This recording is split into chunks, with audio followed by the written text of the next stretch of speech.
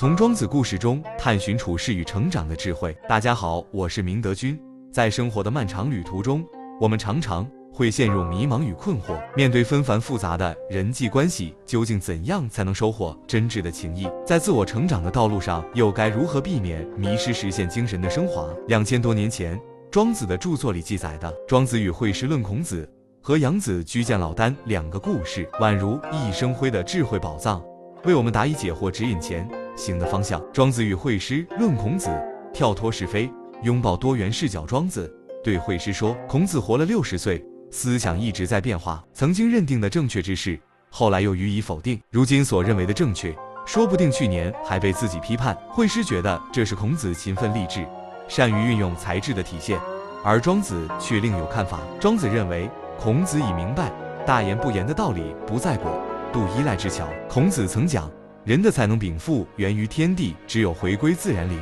性，才算保全生命。靠分辨利害仁义，评判是非，即便能让人表面信服，也无法真正让人心服口服，唯有让人心悦诚服，才能安定天下。庄子借对孔子的分析，告诫惠施不要轻易判定是非，应当回归自然，体会生命的本真意义。在生活中，我们又何尝不是常常执着于是非对错呢？年轻人热衷于通宵打游戏、喝酒蹦迪，认为这就是快乐。随着年龄增长，按时作息、喝茶散步带来的愉悦感却远超前者。就像杜甫、曹植、辛弃疾，他们的人生追求也随着阅历的丰富发生了巨大转变。岁月让我们懂得命运的馈赠不能单纯用是非对错来衡量，过分纠结一时的成败，无法真正赢得人心。杨子居见老聃，放下骄矜，秉持谦卑之姿。杨子居去，南方沛城游历，在大梁与西游秦地的老子相遇。老子中途仰天叹息，认为杨子居不可调教。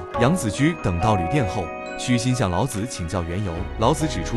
杨子居仰头张目，傲慢跋扈，让人难以亲近。真正洁白的东西看似含垢，高尚的德行常显不足。杨子居听后，虚心接受教导。起初杨子居到旅店时，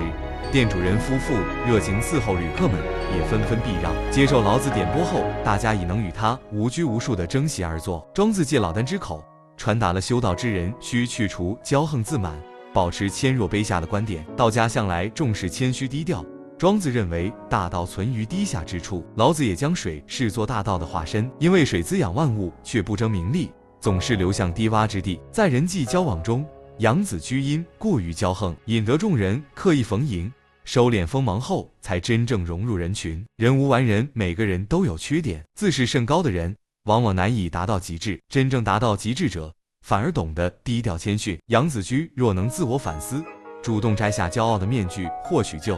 不会被老子批评。在生活中，我们也应时刻反思自己的行为，秉持谦虚低调、与人为善的态度，营造和谐的人际关系。古为今用智慧领航。庄子与惠施论孔子和杨子居见老聃这2则故事，穿越千年时光，依然具有深刻的现实意义。在这个快节奏的时代，我们面临着诸多挑战与诱惑，很容易在是非对错的漩涡中迷失自我，在人际交往中陷入困境。庄子和老子的智慧为我们指明了方向。当我们纠结于是非对错时，不妨学习庄子，跳脱狭隘的视角，以更广阔的胸怀看待世界。当我们在人际交往中因骄傲自满而渐行渐远时，应当借鉴老子的教诲，放下身段，保持谦逊。愿我们都能将这些古老的智慧融入生活，在人生的道路上收获内心的宁静与成长，书写属于自己的精彩篇章。在将这些智慧融入生活的过程中，我们可以从诸多具体的场景入手，让古老的智慧在现代社会的土壤中绽放新的生机。当我们身处职场激烈的竞争氛围，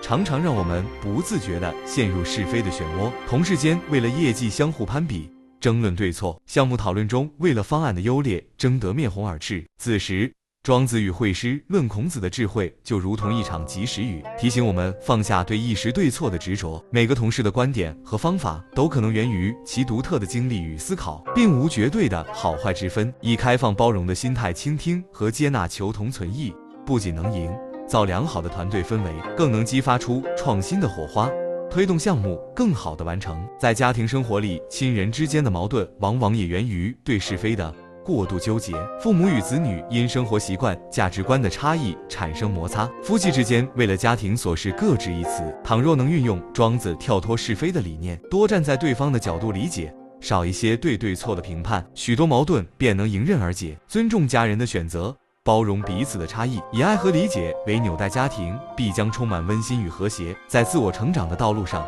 养子居见老丹的故事时刻提醒着我们保持谦逊。随着知识的增长和成就的取得，人很容易滋生骄傲自满的情绪，从而阻碍进一步的进步。就像那些在学术领域有所建树的学者，一旦固步自封，不再虚心学习，很快便会被时代的浪潮所淘汰。我们应时刻保持清醒的头脑，认识到学无止境，以谦逊的态度不断探索新的知识与领域。这些古老的智慧不仅适用于个人层面，对社会的和谐发展同样具有重要意义。在多元文化相互碰撞的今天，国家与国家、民族与民族之间，更需要摒弃是非偏见，以包容的心态相互交流学习，尊重不同的文化传统和价值观念，共同构建一个和谐共生的世界。让我们时刻铭记庄子和老子的智慧，将其化作前行的力量。在面对生活的种种挑战时，保持内心的从容与淡定，以智慧的方式应对。在追求物质富足的同时，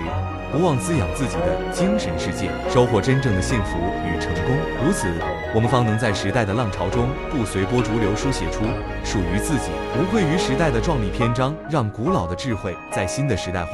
发出更加耀眼的光芒。在社交场合中，庄子与老子的智慧同样能为我们带来崭新的处事思路。如今，社交媒体的兴起，让我们每天都会接触到海量信息，不同的观点和言论相互碰撞，很容易引发激烈的争论。很多人急于表达自己的看法，为了证明自己的正确，不惜与他人针锋相对，甚至恶语相向。然而，这种做法不仅无法解决问题，还会破坏彼此的关系。当我们将庄子与惠施论孔子的智慧运用其中，便能明白观点并无绝对的对错，每个发言者都有其背后的逻辑与立场。我们应学会倾听，理解对方的出发点，以平和的心态交流，这样不仅能避免冲突，还能拓宽自己的视野，从不同的观点中汲取营养。在社区生活里，邻里之间难免会因一些小事产生矛盾，如噪音问题、公共区域的使用等。倘若每个人都固执己见，互不相让，矛盾只会不断升级。而养子居见老丹所传达的谦逊与包容，